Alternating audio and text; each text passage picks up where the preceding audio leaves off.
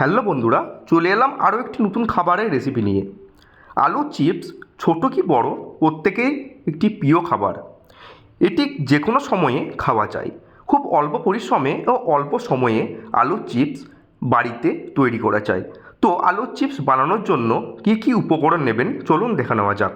আলু চিপস বানানোর জন্য আপনাকে প্রথমে আলু নিতে হবে, পরিমাণ মতো লবণ নিতে হবে, জল নিতে হবে, ভাজার জন্য সাদা তেল আপনাকে নিতে হবে এবং ওপরে ছড়ানোর জন্য বিট লবণ এবং গোলমরিচের গুঁড়ো আপনাকে নিতে হবে। তো কিভাবে বানাবেন চলুন দেখে নেওয়া যাক। প্রথমে আপনাকে আলু ধুয়ে খোসা ছাড়িয়ে নিতে হবে। এরপর ছুরির সাহায্যে আলুগুলোকে পাতলা পাতলা করে কেটে নিতে হবে। তারপর আলুগুলো কাটা হয়ে গেলে আপনাকে জলে ডুবিয়ে রাখতে হবে, যাতে না আলুর বাদামি রং ধারণ করে। এরপর আলুগুলোকে পানিতে ছেঁকে নিতে হবে বা ভালো করে ধুয়ে নিতে হবে। এরপর একটি বাটিতে জল নিয়ে আবার আলুগুলোকে 20 থেকে 30 মিনিট আপনাকে ডুবিয়ে রাখতে হবে। তারপর পানি ছেঁকে আলুগুলোকে ভালো করে ধুয়ে নিতে হবে। এতে করে আলুর গায়ে অতিরিক্ত স্টার্চ সরে যাবে। তারপর কিচেন পেপার বা টিস্যু পেপার দিয়ে আলুর চিপসগুলোকে ভালো করে শুকিয়ে নিতে হবে। 3 টেবিল চামচ লবণ ও পানিতে মিশিয়ে লবণ পানি তৈরি করতে হবে।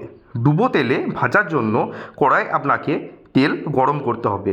এতে অল্প অল্প করে আলু চিপসগুলো দিয়ে লবণ পানি ছিটিয়ে দেবেন। লালচে সোনালি করে ভেজে আলুগুলোকে তুলে রাখতে হবে। একটি কিচেন পেপার বা টিস্যু পেপারে আলুগুলোকে রাখতে হবে।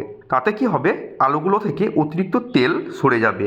এরপর ওপরে বিট লবণ গোলমরিচের গুঁড়ো ছিটিয়ে আপনি পরিবেশন করতেই পারেন আলু চিপস।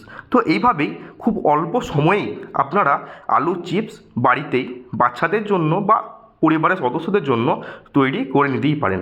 তো বন্ধুরা, এই রকম আরও ভিডিও পেতে এই বাংলা রান্নাঘর চ্যানেলটিকে সাবস্ক্রাইব করে রাখুন। আর এই ভিডিওটি যদি আপনাদের ভালো লেগে থাকে তাহলে লাইক, কমেন্ট এবং সাবস্ক্রাইব করুন এবং আত্মীয় পরিজনদের সাথে এই ভিডিওটি শেয়ার করে দিন।